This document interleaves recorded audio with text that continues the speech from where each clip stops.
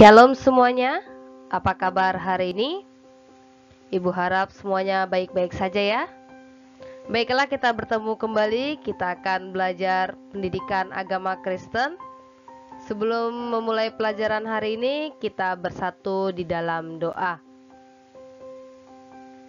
Terima kasih Yesus, terima kasih Bapa untuk segala berkat yang Kau berikan kami pada hari ini. Sebentar lagi kami akan mulai belajar Tuhan. Engkau tuntun kami, Engkau ajari kami. Biarlah Tuhan apa yang segala diajarkan mengenai kebenaran-Mu Tuhan, itu dapat kami jalankan dalam kehidupan kami sehari-hari. Terima kasih Yesus, terima kasih Bapa. Kami berdoa dan mengucap syukur. Haleluya. Amin. Ayat mas kita hari ini tertulis di dalam Amsal 14 ayat 17 sampai 18.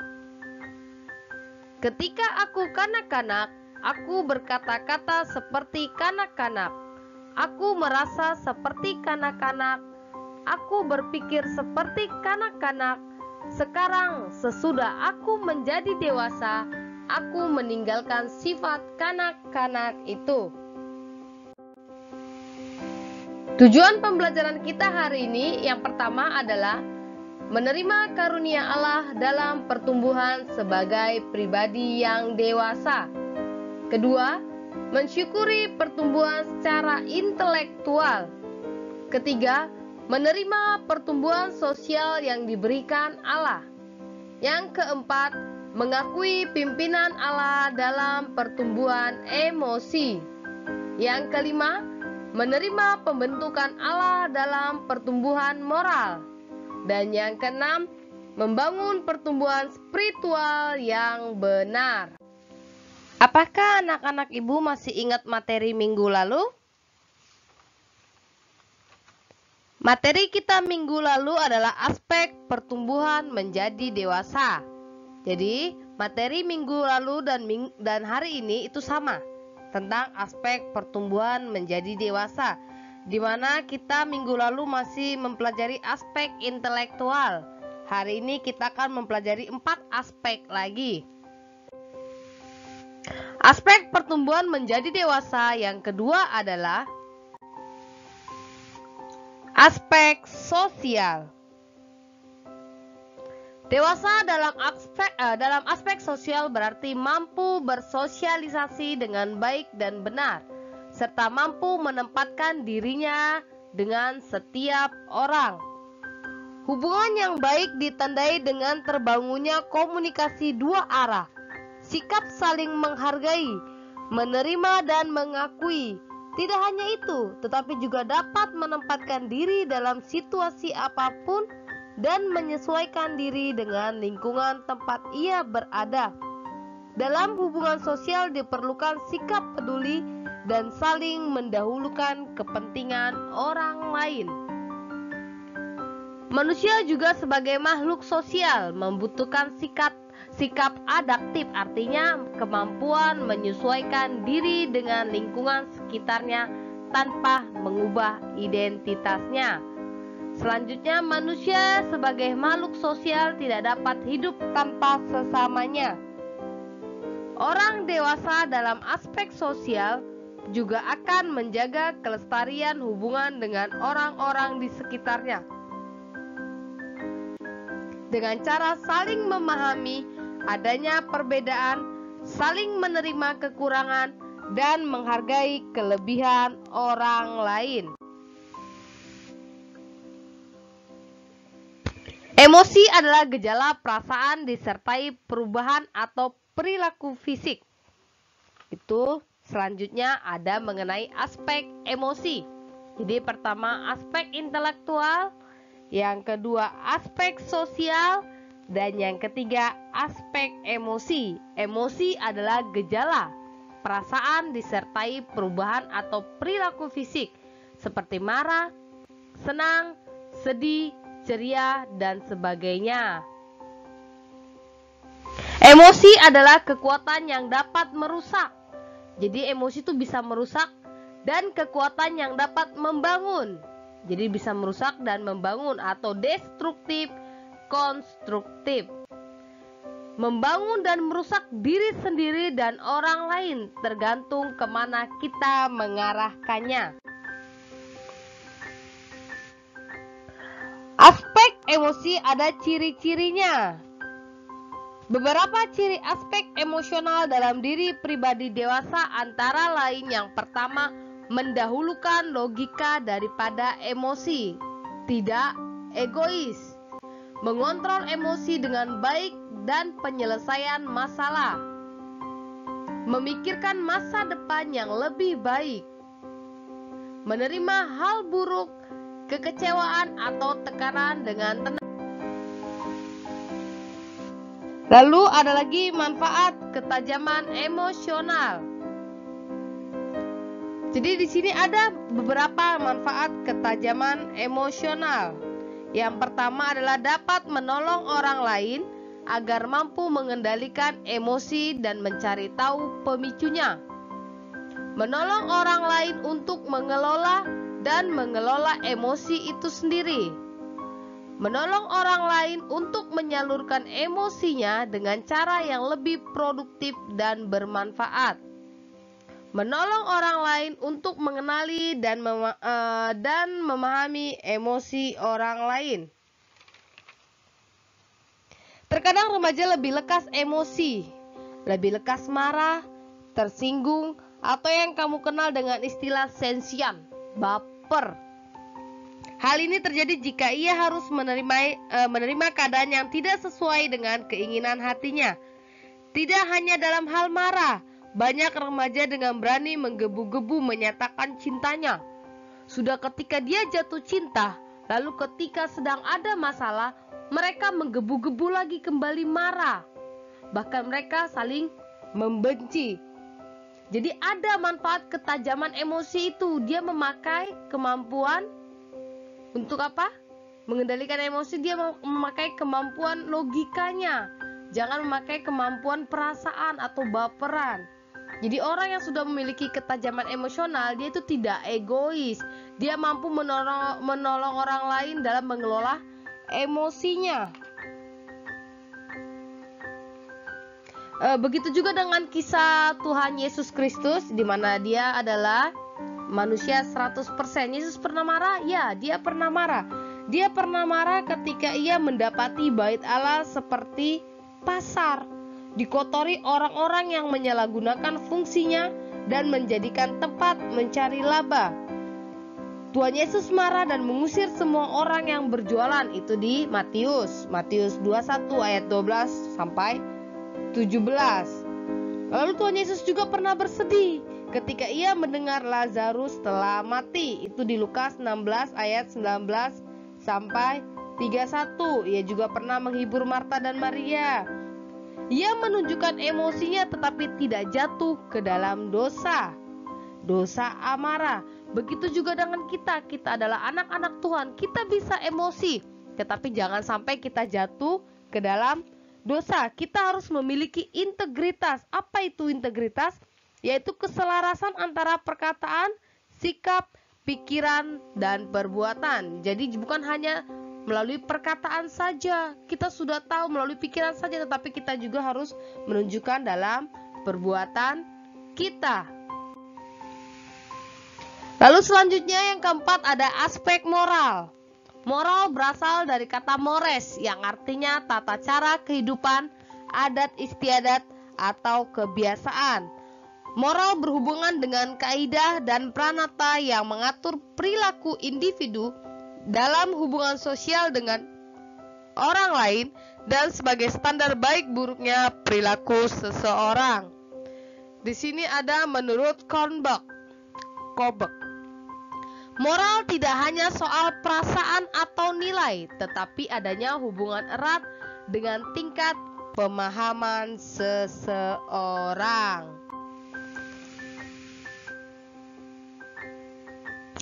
Di sini ada John Dewey membagi tahapan moral menjadi 3. Ada 3 tahapan moral menurut John Dewey. Yang pertama tahap pramoral. Pra artinya sebelum ya, di mana anak belum menyadari keterikatannya pada aturan tertentu. Lalu tahap konvensional, di mana kesadaran akan ketaatan pada kekuasaan tertentu. Pertama dia belum sadar, lalu dia sudah sadar. Dan yang ketiga tahap otonom, di mana anak menyadari keterikatannya pada aturan tertentu. Dia sudah mulai menyadari adanya keterikatan itu. Ya, jadi ada tahapan, ada 3 tahapannya. Di mana dia pertama belum sadar, dan di mana kesadaran akan ketaatan pada kekuasaan tertentu mulai berkembang. Dia sadarnya mulai berkembang, dan yang ketiga dia sudah sadar akan keterikatannya itu. Seperti itu, ada 3 tahapan. Perkembangan moral seseorang terdiri dari beberapa tingkat orientasi yang disebut moral development. Buka bukunya halaman 21. Menurut Kobek, ada pertama tingkat prakonvensional. Apa itu? Di mana aturan moral masih ditafsirkan sebagai sesuatu yang menyakitkan. Misalnya, dia berlaku sopan atau tidak baik karena takut dihukum. Ada rasa takut. Masih berpikir tentang apa untungnya bagi saya. Jadi tingkat prakonvensional ini dibagi 2 lagi. Yang pertama dia berorientasi pada kebutuhan dan hukuman, pada kepatuhan dan hukuman. Yang kedua pada minat pribadi. Tadi tingkat pertama prakonvensional, lalu yang kedua adalah tingkat konvensional, di mana seseorang berperilaku baik karena ada kesepakatan di dalam keluarga, masyarakat, atau antar pribadi. Tingkat ini dibagi 2 juga. Yang pertama berorientasi pada keserasian, interpersonal, dan konformitas. Yang kedua, orientasi pada otoritas dan pemeliharaan aturan sosial. Pada tingkat ini seorang menjadi orang baik. Moralitas tergantung pada hukum dan aturan yang dipahami. Lalu yang ketiga, tingkat pasca konvensional. Tadi prakonven, lalu konven, sekarang pasca konven. Artinya pasca artinya setelah atau sesudah. Di mana moral dirumuskan berdasarkan nilai-nilai dan prinsip moral yang dapat diterapkan terlepas dari identitas diri atau kelompok tertentu. Tingkat ini dibagi juga menjadi 2. Orientasi pada kontrak sosial karena perilaku didasarkan pada keputusan mayoritas.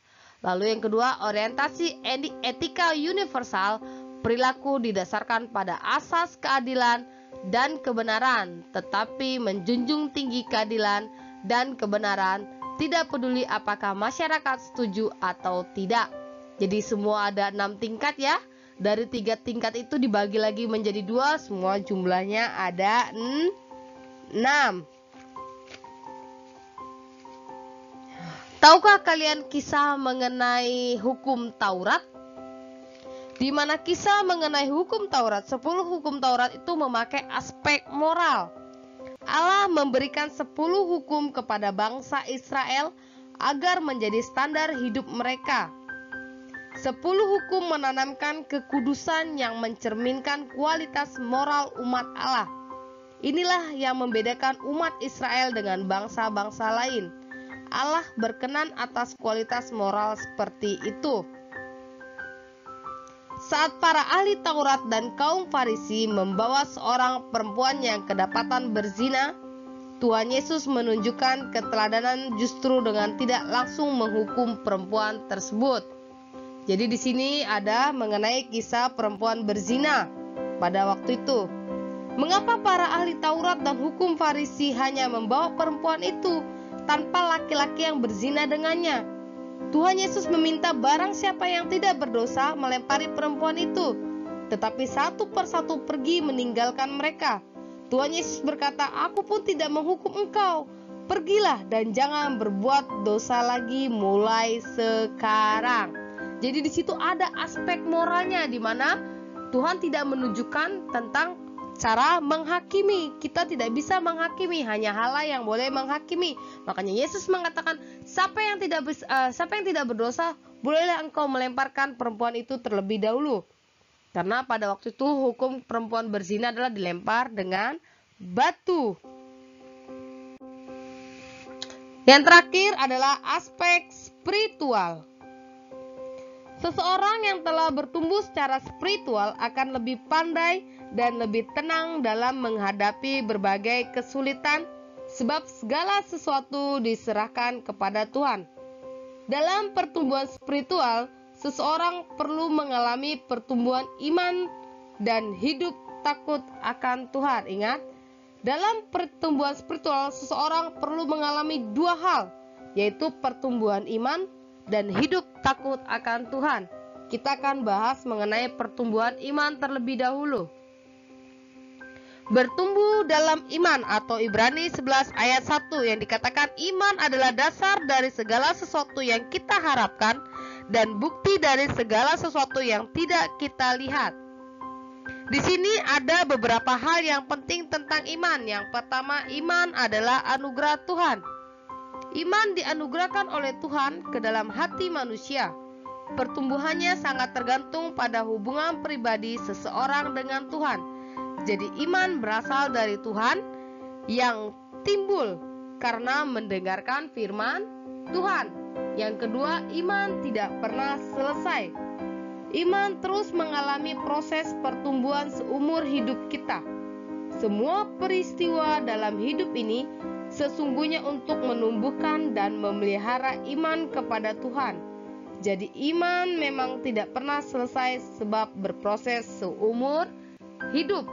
Yang ketiga, iman mendatangkan hikmat, dan iman adalah dasar, yang artinya iman kepada Tuhan membawa seseorang dalam hubungan yang akrab dengan Tuhan karena mengenalnya. Dalam hubungan akrab dan intim ini, Tuhan menambahkan hikmat kepada orang yang percaya kepadanya. Lalu yang terakhir, iman menyelamatkan. Hanya iman kepada Kristus yang mendatangkan keselamatan. Orang yang beriman kepada Kristus akan hidup dan meletakkan kehendaknya. Ya, itu tadi yang pertama mengenai pertumbuhan iman. Lalu yang kedua adalah hidup takut akan Tuhan.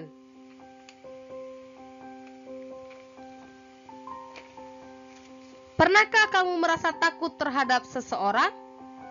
Dan kepada siapakah kamu menaruh hormat yang tinggi? Akan ada rasa tidak senang, tidak nyaman, bahkan tidak percaya kepada orang yang ditakuti. Tetapi akan ada rasa aman, senang, dan percaya kepada orang yang dihormati. Takut akan Tuhan adalah sikap hormat, tunduk dan taat kepada Tuhan karena mempercayainya. Sikap ini membawa seseorang pada ketaatan dan melakukan kehendakan Tuhan. Tindakan melakukan firman Tuhan adalah buah dari iman kepada Tuhan. Jadi takut kepada Tuhan menumbuhkan spiritual seseorang.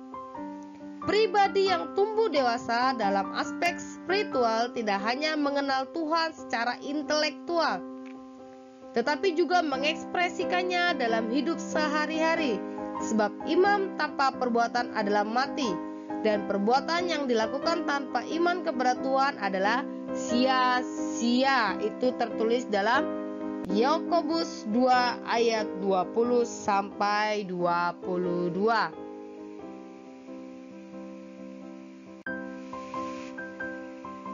Oke. Sekarang kita masuk ke tugas. Buka bukunya di halaman 26. Di situ ada tugas di mana kita disuruh membaca 1 Korintus 13 ayat 11. Kita buka Alkitab kita. 1 Korintus 13 ayat 11. Sudah dapat semuanya? Ini seperti di ayat mas kita yang pertama tadi. 1 Korintus 13 ayat 11. Ketika aku kanak-kanak, aku berkata seperti kanak-kanak. Aku merasa seperti kanak-kanak. Aku berpikir seperti kanak-kanak. Sekarang sesudah aku menjadi dewasa, aku meninggalkan sifat kanak-kanak itu. Setelah kita baca poin B, buatlah perbandingan tumbuh kembang antara usia anak-anak dengan orang dewasa. Apa yang dilakukan anak-anak dan orang dewasa sesuai situasi berikut. Ketika mengalami masalah, anak-anak bagaimana? Orang dewasa bagaimana? Ketika harus mengalah, anak-anak bagaimana? Dewasa bagaimana?